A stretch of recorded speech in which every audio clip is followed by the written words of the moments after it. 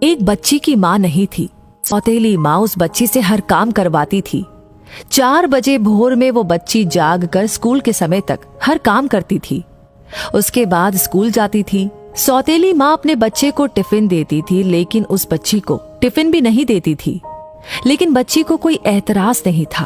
पिता कभी महीने में कमा कर घर आता था।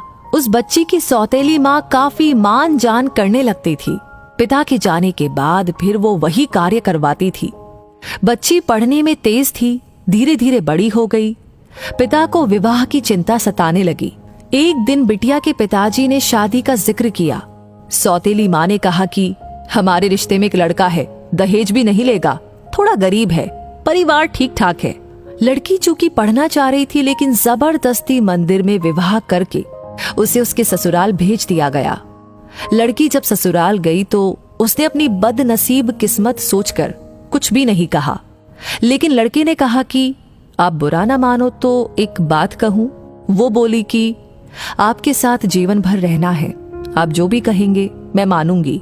लड़के ने कहा कि जहां से पढ़ाई आपने छोड़ी है वहीं से शुरू कर दीजिए। हम गरीब जरूर हैं, लेकिन गवार नहीं है। लड़की अपने पति के पैर पकड़कर फफक फफक कर रो पड़ी।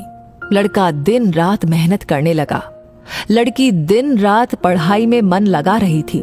लड़की एक बड़े शहर में रहकर के आईएएस की तैयारी करने लगी और लड़का कमा कमा कर पैसा देने चला जाता था। लड़कियों के हॉस्टल के बाहर मिलकर के पैसा दे देता था और फिर वापस से घर आता था।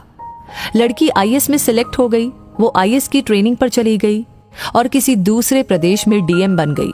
संयोग से लड़का पता लगाकर जब वहां पहुंचा तो लड़की की सारी व्यवस्था देख करके लड़का खुद शर्मिंदगी खाने लगा और उसने मन बना लिया कि मैं खुद इसकी जिंदगी से दूर हो जाऊंगा। लड़की की मां की तबीयत खराब थी। लड़का हफ्ते भर से मिलने के लिए प्रयास कर रहा था, लेकिन कोई मिलने नहीं दे रहा था। ठंड का मौसम था। डीएम साहिबा का कंबल वितरण का होर्डिंग लगा था। वो सवेरे से लाइन लगाकर खड़ा हो गया, जिसमें 5 गरीब चुने गए। उसमें वो लड़का भी था। डीएम साहिबा गाड़ी से उतरी और एक एक करके कंबल देना शुरू किया। जब 5वें आदमी को कंबल देने की बारी आई, वो लड़का अपना मुंह तौलिए से बांधे खड़ा हो गया। डीएम साहिबा जैसे ही कंबल हाथ में दे रही थी, लड़के की आंखें नम हो गई और धीरे से बोला कि डीएम साहिबा, हमारी माँ की तबीयत खराब है, माँ को यहीं लाया हूँ। आप सरकारी अस्पताल में फोन कर दीजिए जिससे मेरी माँ का सही इलाज हो सके।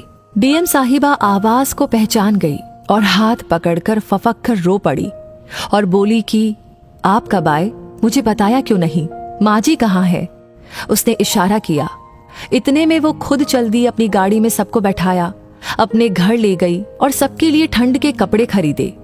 लड़का बोला कि आप बहुत बड़ी अधिकारी हो गई हैं। तो वो बोली कि तो क्या हुआ, आप हमारे पति थे और हैं। आप लोगों को हम कैसे भूल जाएंगे? आप मेरे लिए दिन रात मेहनत करते थे। ये आप ही की देन है कि मैं यहाँ पर खड़ी हूँ। ये सुनकर लड़के की आंखें नम हो गई। इतने में डीएम साहिबा भी अपने आंखों के आंसुओं को नहीं रोक पाई और अपने पति से गले लगकर रो पड़ी और अपने परिवार के साथ रहने लगी।